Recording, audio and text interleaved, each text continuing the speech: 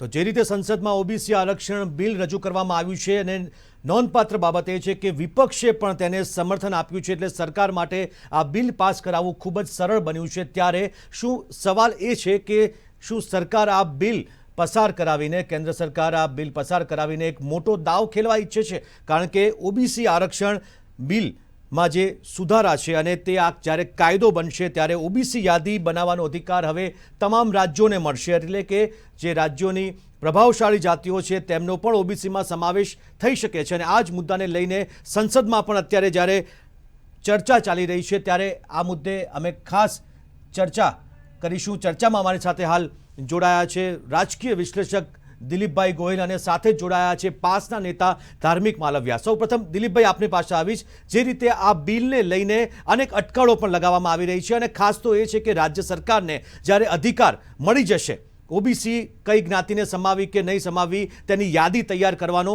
ત્યારે શું પ્રભાવશાળી જ્ઞાતિઓ છે, ગુજરાતમાં પાટીદાર સમાજ હોય કે પછી દક્ષિણમાં લિંગાયત સમાજ હોય કે પછી આ બાજુ તરફ જાટ સમાજ હોય, શું તેમને ઓબીસીમાં સમાવેશ થઈ જશે? આપને પ્રાથમિક દ્રષ્ટિએ આ શું લાગી રહ્યું છે?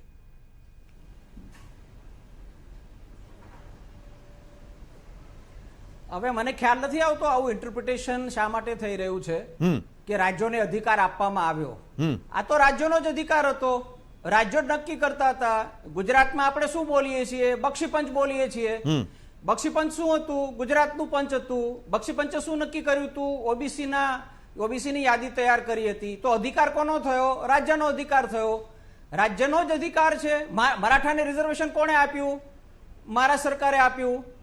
લિંગાયત માટે કોણે કોશિશ કરી? કર્ણાટકે કરી। નહીં, પરંતુ દિલીપભાઈ સુપ્રીમ કોર્ટે 5મી મે જે ચુકાદો આપ્યો તેમાં એમ કહ્યું હતું કે ઓબીસી યાદીનો અધિકાર કેન્દ્ર સરકાર પાસે છે અને એટલા માટે જ કદાચ આ મુદ્દો આવ્યો। હા, અને એના કારણે આ સુધારો થયો છે। સુપ્રીમ કોર્ટે એક ચુકાદો આપ્યો મરાઠા અનામતમાં। મરાઠા અનામતને રદ કરી, કાયદેસર તમે બંધારણની રસ્તી આપી ન શકો એ રદ કરી, સાથે સાથે બીજા 2 કે 3 ઓબ્ઝર્વેશન કર્યા। એ ઓબ્ઝર્વેશનમાં આપણે એક ઉલ્લેખ આવ્યો કે હવે જ્યારે national commission four backward classes બન્યું છે, એક નેશનલ કમિશન બન્યું છે, તો હવે યાદી છે ને એ તૈયાર કરશે કેન્દ્ર સરકાર અને રાષ્ટ્રપતિની એને મંજૂરી મળશે।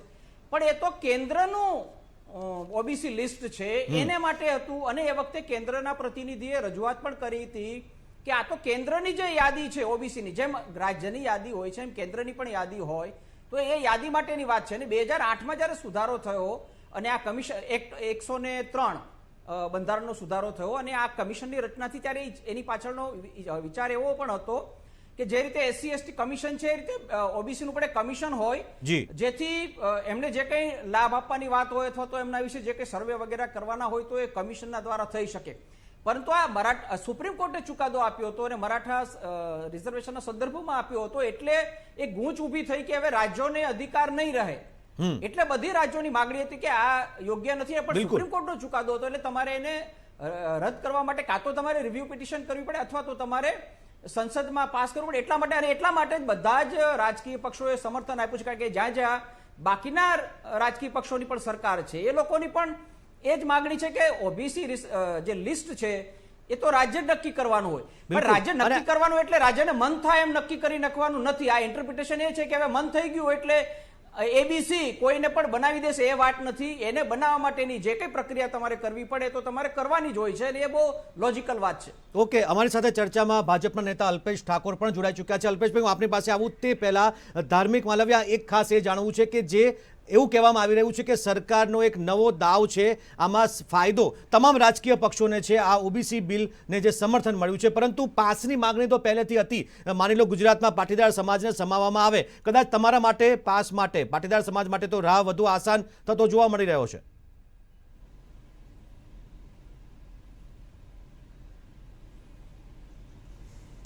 ચોક્કસપણે સરકાર દ્વારા જે આ બિલ પાસ કરીને નિર્ણય લેવામાં આવ્યો છે આવકારદાયક છે।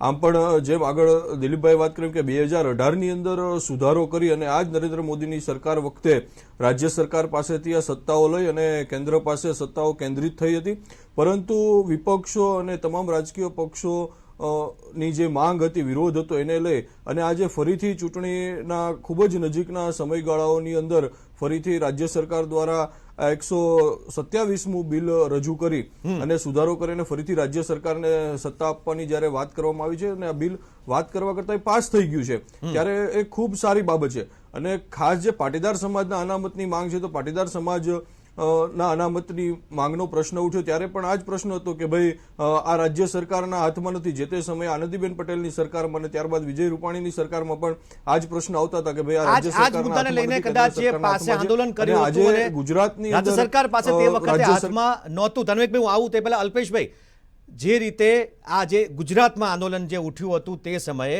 અને તે સમયે એ જ કહેવામાં આવ્યું હતું કે રાજ્ય સરકાર પાસે નથી, પરંતુ હવે જ્યારે રાજ્ય સરકારને અધિકાર મળી જશે યાદી તૈયાર કરવાનો, પ્રભાવશાળી જ્ઞાતિઓ પણ ઓબીસી સમાજમાં આવશે, તે સ્વીકાર્ય થશે?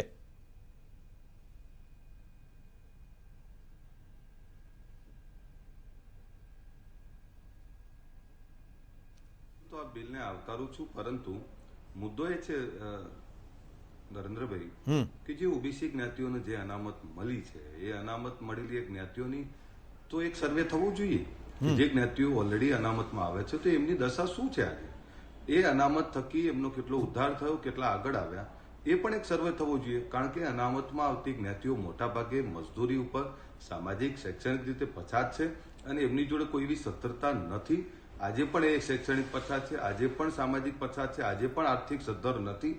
તો પહેલા તો આની વાત થવી જોઈએ. નંબર એક. બીજું કે રાજ્ય સરકારને સત્તાઓ આપી છે એનો મતલબ એ નથી કે ગમે તે જ્ઞાતિને રાજ્ય સરકાર તરત ઉમેરી દેશે. સર્વે થાય અને સર્વેના આધારે ચોક્કસ માપદંડો નક્કી થાય અને ચોક્કસ માપદંડોના આધારે રાજ્ય સરકાર નક્કી કરશે કે આ જ્ઞાતિને જરૂરિયાત છે કે નથી. જો કઈ જ્ઞાતિ સદ્ધર છે, કઈ જ્ઞાતિ સદ્ધર નથી, એ મુદ્દો નથી. મુદ્દો એ છે કે રાજ્ય સરકારને વધારે પારદર્શકતાથી આ સર્વે કરે અને વધારે મજબૂતાઈથી આ સર્વે થાય તો ગુજરાતમાં ખબર પડી જાય. અને જ્ઞાતિ આધારિત વસ્તી ગણતરી થવી જોઈએ, એનો આર્થિક શૈક્ષણિક સર્વે થવો જોઈએ, તો દૂધ ને પાણીનું પાણી થઈ જશે. કોને નાખવી ના નાખવી, રોકવું ના રોકવું, એ મારા હાથમાં નથી. રાજ્ય સરકારના ચોક્કસ માપદંડોમાં જે જ્ઞાતિઓ આવશે તો રાજ્ય સરકાર 100% એને સ્થાન આપશે. ઓકે, અમારી સાથે જોડાઈ ચૂક્યા છે કોંગ્રેસના ઓબીસી સેલના પ્રમુખ ઘનશ્યામભાઈ ગઢવી. ઘનશ્યામભાઈ, જે રીતે વિપક્ષે પણ આ બિલને સમર્થન કર્યું છે, આરક્ષણ બિલને, અને એક તરફ એવું કહેવાય રહ્યું છે કે આગામી ચૂંટણી આવી રહી છે, ઉત્તર પ્રદેશ હોય કે અન્ય રાજ્યની હોય, તેના લાભ માટે ઓબીસી સમાજને પોતાની તરફ વાળવા માટે આ એક મોટો દાવ છે. શું કહેશો?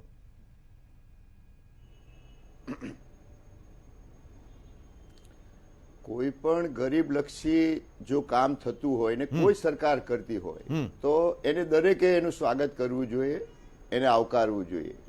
પણ સાથે સાથે ભારતીય જનતા પાર્ટીને એક એની નીતિ રીતિ રહી છે કે દરેક ઇસ્યુને એ રાજકીય બનાવે અને પોતાની પાર્ટીના ફક્ત હિત માટે કામ કરતી હોય છે. ત્યારે અમારી એક લાગણી છે કે જે કર્યું છે એને બધાએ સ્વાગત કરીએ છીએ. પણ ભાઈ આગળ જેમ કીધું એમ આમાં તમે જેને સમાવેશ કરો ત્યારે આગળની જે જ્ઞાતિઓ છે અત્યાર સુધી જેને તમે સમાવી છે, પહેલા 1900 જયારે શરૂઆત થઈ, બક્ષી કમિશન ગુજરાતમાં આવ્યું ત્યારે 78 જ્ઞાતિઓ હતી. ધીરે ધીરે જ્ઞાતિઓ વધતી થઈ, આજે 146 જ્ઞાતિઓ થઈ છે. ત્યારે એ જે ખરેખર જરૂરિયાતવાળી જ્ઞાતિઓ છે એને અન્યાય ના થાય અને જેને જરૂરિયાત છે એવી જ્ઞાતિઓનો સમાવેશ થાય તો કઈ વાંધો નથી. જ્યારે પટેલોનું આંદોલન ચાલતું હતું, ઈડબ્લ્યુએસ ની વાત આવી ત્યારે કોંગ્રેસે વિધાનસભામાં એને સમર્થન કર્યું હતું. સમાજમાં જે વંચિત લોકો છે, જરૂરિયાતવાળા લોકો છે, એને લાભ મળે એની સાથે કોઈને વાંધો ના હોય. પણ તમે આનો ચૂંટણીઓ આવતી હોય ક્યાંક ઉત્તર પ્રદેશ કે બીજા રાજ્યોમાં અને એને ધ્યાનમાં રાખીને આ કરતા હોય ત્યારે અમારી એક વિનંતી છે કે તમે આનો રાજકીય ઉપયોગ ના કરતા, રાજાનું કામ છે સમાજના સર્વ લોકોને ન્યાય આપવાનો, એમાં કોઈ વંચિતોને અન્યાય ના થાય. બીજું, જ્યારે ભારતીય જનતા પાર્ટી કોઈ પણ વસ્તુ આવે એટલે એનો પ્રચાર દુષ્પ્રચાર કરે અને જાણે પાર્ટીએ પોતે આ કામ કર્યું હોય. ભૂતકાળમાં આ કામ ચાલતું જ હતું, રાજ્યો આ કામ કરતા હતા, પણ આજે જે ઘણી જ્ઞાતિઓ એવી છે કે જે જરૂરિયાતવાળી છે. મૂળ સવાલ એ છે કે કેટલીક જ્ઞાતિઓને જરૂરિયાત છે, ભલે તે પ્રભાવશાળી જ્ઞાતિઓ હોય, માની લો પાટીદાર જ્ઞાતિ હોય, પરંતુ તેમાં પણ આર્થિક રીતે પછાત એવા છે, તેનો સર્વે થવો જોઈએ. દિલીપભાઈ, જે રીતે બિલ પસાર થઈ રહ્યું છે, માહોલ જે છે રાજકીય લાભ માટે આ થઈ રહ્યું છે, આપને લાગી રહ્યું છે એવું?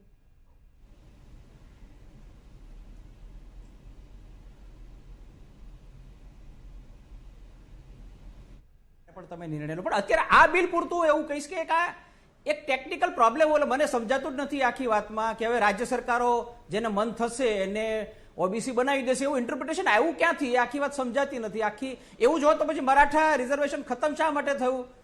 જે ન્યાયાધીશોએ એમ કહેતા હોય કે રાજ્યને અધિકાર છે તો રાજ્ય જ નક્કી કર્યું હતું મહારાષ્ટ્રે, તો શું કામ એને રદ કર્યું? એટલે આ કઈ ખબર નહીં, લોકો પોતપોતાની રીતે અર્થઘટન કરી રહ્યા છે. એટલે આ બિલ પૂરતો કોઈ રાજકીય હેતુ એટલા માટે નથી કે એક આ ઘણીવાર સુપ્રીમ કોર્ટમાં ચુકાદામાં એવું થતું હોય છે, ઇન્ટરપ્રિટેશનનો સવાલ છે. સુપ્રીમ કોર્ટનું કામ ઇન્ટરપ્રિટેશન કરવાનું છે. તો 2018માં જે નેશનલ કમિશન, એમ આપ પણ માનો છો સર્વે કર્યા બાદ આમાં નિર્ણય કરવો જોઈએ અને યાદીમાં સમાવા કે નહીં? સર્વે જ થવો જોઈએ.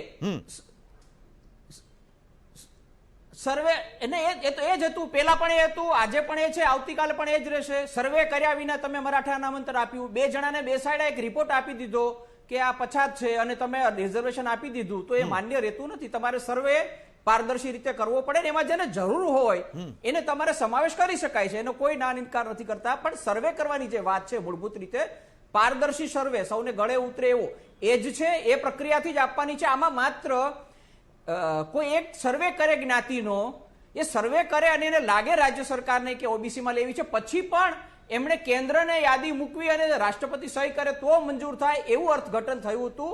એ એક વાક્ય દૂર કરવા માટેની વાત છે કે રાજ્ય સરકાર સર્વે કરે, કોઈને ઓબીસીમાં મૂકવાય તો મૂકે અને પછી પોતાની રીતે ડિસિઝન કરે. એટલે હવે એને રાષ્ટ્રપતિને મોકલવાની જરૂર નથી, પણ સર્વે તો કરવો પડે. અને સર્વે નથી થતા એટલા માટે જ મરાઠા રિઝર્વેશન હોય કે બાકીના રિઝર્વેશન હોય એ કેન્દ્રમાં જાય છે ત્યારે રદ થઈ જાય છે, કારણ કે એના પાયામાં કશું નથી હોતું, પૂરતો ડેટા નથી હોતો. બરોબર, રાજકીય ગણતરી હોય છે. બિલકુલ. આ જ મુદ્દે આગળ પણ ચર્ચા ચાલુ રાખીશું. લઈશું એક નાનકડો બ્રેક. Welcome back. ચર્ચા કરી રહ્યા છીએ ઓબીસી અનામત ઉપર મોટો દાવ.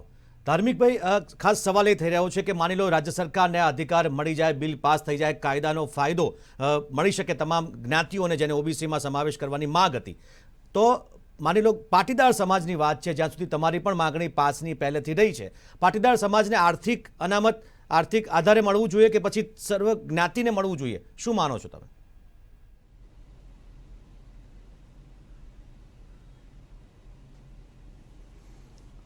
વંચિતો અને પછાતો જે પણ કોઈ જ્ઞાતિમાં હોય આ તમામ લોકોને મળવું જોઈએ મારું સ્પષ્ટપણે માત્ર માનવું છે. વંચિતો અને પછાતો જેમ આગળ વાત કરીએ કે સર્વે થવો એ વધારે મહત્વનો છે. 2015 થી પાટીદાર 2015 થી પાટીદાર અનામત આંદોલનની માંગ શરૂ થઈ ત્યારથી ગુજરાતની અંદર સુગના ભટ્ટ પંચની અંદર પણ પાટીદાર સમાજ, પાટીદાર અનામત આંદોલન સમિતિ હોય કે એસપીજી ગ્રુપ હોય, આ તમામ દ્વારા પાટીદાર સમાજનો સર્વે થાય એ માટેની રજૂઆત થઈ છે. પરંતુ આજ દિન સુધી આ પંચ દ્વારા કોઈ જ પ્રકારનો સર્વે કરવામાં આવ્યો નથી. આગળ જેમ કોંગ્રેસના નેતાએ વાત કરી એમ કે 78 જ્ઞાતિઓનો બક્ષર પંચમાં સમાવેશ થયો હતો અને આજે 146 પહોંચી છે, તો એમાંથી પણ કેટલી જ્ઞાતિઓ સર્વેના આધારે પહોંચી છે મહત્વનું છે. ઘણી બધી જ્ઞાતિઓ આમાં સમાવેશ થઈ ગઈ છે છતાં પણ તેમને લાભ નથી મળતા, જેમ અલ્પેશભાઈ હમણાં કહ્યું. તો પછી સમાવેશ થયા પછી પણ લાભ મળશે કે કેમ? કારણ કે અલ્પેશભાઈ તો હવે ભાજપમાં છે, આમ છતાં પણ તેઓ કહી રહ્યા છે કે હજુ સુધી લાભ મળ્યો જ નથી, ભલે સમાવેશ થયો હોય.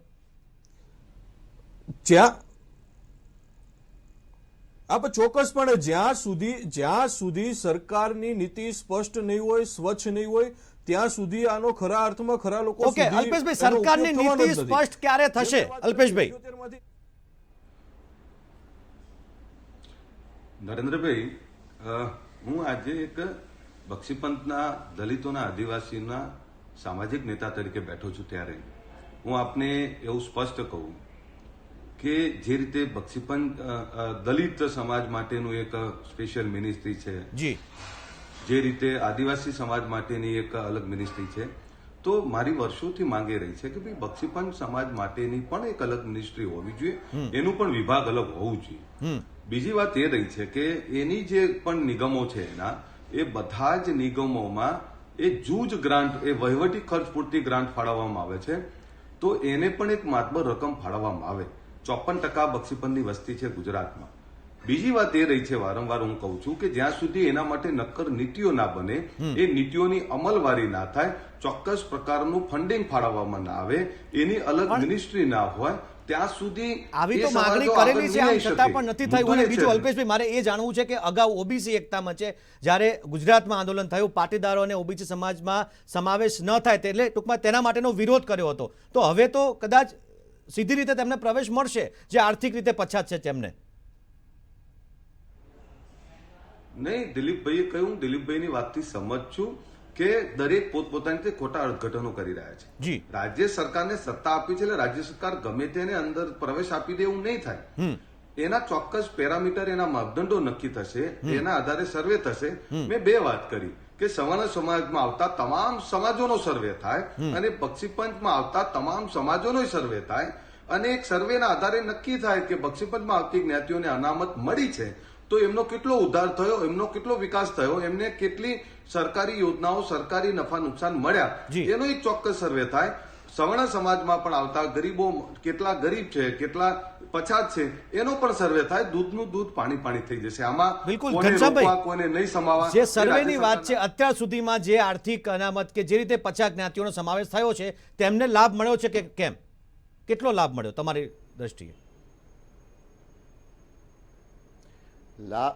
લાભ નથી મળતા. આજે 27% કોટા પણ પૂરા ભરાતા નથી.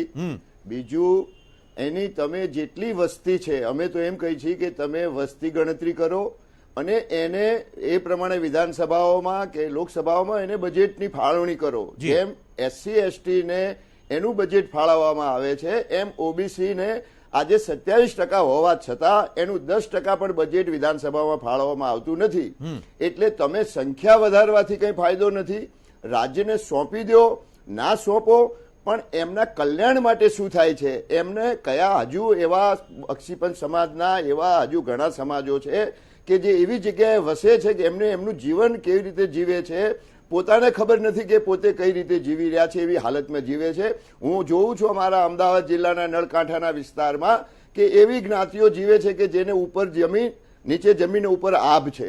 એટલે તમે આને રાજકીય રીતે ફક્ત ના લ્યો, તમે સમાજના કલ્યાણ માટે તમે વસ્તી ગણતરી કરો. એમની વિશે તમે આ પંચ જયારે નિમવામાં આવે ત્યારે એમની આર્થિક સમસ્યા, એમની સામાજિક સમસ્યા, એટલે આ બધી અલ્પેશભાઈ જે સમસ્યાનો કહી રહ્યા અભ્યાસ છે એની વાત કરી સાથે આપ સંમત છો કે ભાઈ આનો સર્વે થવો જોઈએ એક સાથે? હું સગનાબેન ભટ્ટના પંચની એક મિનિટ વાત કરું. જયારે મોદી સાહેબનો મોદી સમાજ ખુદ આમાં જયારે ઓબીસીમાં લેવામાં આવ્યો ત્યારે આ પંચે પ્રશ્ન કરેલો કે તમારી સામાજિક સ્થિતિ શું છે. આપણે સમાજ આવ્યો, ગરીબ સમાજ આવે એનો કોઈ વાંધો નથી, પણ જયારે મુખ્યમંત્રી હતા અને એ સમાજને જયારે ઓબીસીમાં લેવામાં આવ્યો ત્યારે ખુદ આ પંચે પ્રશ્ન કરેલો. માટે તમે એનો અભ્યાસ કરો. અભ્યાસ કર્યા પછી આ સમાજને અંદર સામેલ કરશો તો સારું. કારણ કે સાહુજી મહારાજ જયારે આ એમના જમાનામાં આ કરવા માંગતા હતા રચના અનામતની, ત્યારે એમના દરબારીઓ, એમના પ્રભારીઓ, એમના દીવાનોએ કીધું કે શાના માટે તમે આ કરો છો. ત્યારે સાહુજી મહારાજે એમના તબેલામાં જે ઘોડાઓ હતા એ ઘોડાઓને બીજા દિવસે દૂર ઘાસ રાખ્યું, એમના સલાહકારોને બાજુમાં ઉભા રાખ્યા અને તબેલામાંથી ઘોડા છોડ્યા. અને જે ઘોડાઓ તાકાતવર હતા એ ઘોડાએ જઈને ઘાસ ખાઈ લીધું, જે નબળા ઘોડાઓ હતા એ પાછળ રહી ગયા અને ખાધા વગરના રહ્યા. ત્યારે સાહુજી મહારાજે એમના દરબારીઓને કીધું કે હું એટલા માટે આ અનામત દાખલ કરવા માંગુ છું કે જે કમજોર માણસ છે એ ભૂખ્યો ના રહી જાય. બિલકુલ તમારી વાત સાચી છે, પરંતુ જે કમજોર માણસો છે તે રહી ના જાય તે જોવાની જવાબદારી કોની રહેશે? ભલે રાજ્ય સરકારને અધિકાર આપ્યો. દિલીપભાઈ, ખાસ તો એક છેલ્લે પૂછવું છે કે આગામી ઉત્તર પ્રદેશમાં ચૂંટણી થવાની છે, તે જીતવા માટેની કોઈ આ વ્યૂહ છે, એક દાવ છે તેવું પણ કહેવાય રહ્યું છે. શું કહેશો? આ નથી. હું એટલા માટે કહું છું કે હું આ જે રાજ્યોને અધિકારની વાતમાં હું રાજકીય હેતુ નથી જોતો. એક ટેકનિકલ મુદ્દો તો કર્યો હતો, પણ તમને યાદ હશે થોડા દિવસ પહેલા આપણે નક્કી કર્યું હતું કે નીટમાં જે પરીક્ષા છે એમાં હવે ઓબીસી અનામત આવશે, તો એ દ્વારા ઓબીસી નું રાજકારણ ચાલી જ રહ્યું છે યુપીમાં. આ વખતે ઓબીસી નું રાજકારણ ચલાવ. ગયા વખતે ઓબીસીમાં બે ભાગલા પડ્યા હતા. જે બીજેપીની હવે એક બિન અનામત વર્ગની સોલિડ વોટ બેંક ઉભી થઈ છે, એ સાથે છે ઓબીસીમાં તમારે એક જ્ઞાતિને વિલન બનાવવાની અને બાકીના ઓબીસીના મત લેવાના. અને મૌર્યને સીએમ બનાવીશું એવું કહ્યું હતું, હવે ઠાકુર બની ગયા સીએમ આવીને. આ વખતે નારાજગી ન નડે, ખેડૂતોની નારાજગી ન નડે, એટલા માટે આ પણ કોર્ટના બાને અટકે. એમાં પણ જો વાત એ છે, આમાં જે કહ્યું કે અમે આપ્યું, તો પેલું કે અમે નીટમાં અથવા તો રાષ્ટ્રીય કક્ષાએ, નેશનલ કક્ષાએ તબીબીમાં જે એડમિશન આપવાનું છે એનો અમે નિર્ણય કીધો, તમે નિર્ણય નથી કર્યો. નિર્ણય ઓલરેડી હતો, કોર્ટને કારણે અટક્યો હતો. મૂળ તમારી કોર્ટમાં દ્રષ્ટિએ મામલો ગયો તો અટક્યો તો લાભ તમારે ખાટવાનો આપવો પડે. પ્રયાસ છે આ ચુકાદો ખોટો. આપી દીધો તો કોર્ટે કે તમે આમાં પણ ઓબીસી આપવી પડે. ઓકે અલ્પેશભાઈ, જે માહોલ જોવા મળી રહ્યો છેલ્લે એ જ જાણવું છે કે ગુજરાતમાં જે યાદી તૈયાર કરવાનો અધિકાર રાજ્ય સરકારને મળશે ઓબીસીની, કેટલો ફાયદો થશે અન્ય જ્ઞાતિઓ આવશે તો? ટૂંકમાં નહીં, અન્ય જ્ઞાતિઓ આવશે નહીં આવશે, મુદ્દો તો એ છે કે ગરીબો, વંચિતો, પછાતોના આ સંવિધાનિક અધિકારનું રક્ષણ કરવાની જવાબદારી હવે રાજ્ય સરકારના હાથમાં આવશે. ત્યારે હું એવું સ્પષ્ટપણે શ્રદ્ધા રાખું છું કે હવે આ બક્ષીપંથ દલિત આદિવાસીઓના અધિકારોનું રક્ષણ પણ થશે, એનું જતન થશે અને સાથે એમના માટેની નક્કર યોજનાઓ સાથે એમના અધિકારોનું વધુ રક્ષણ થશે. ધર્મેશભાઈ, ટૂંકમાં જાણવા માંગીશ કેટલો ફાયદો થઈ શકશે તમારા મતે, કે પછી માત્ર દાવ છે?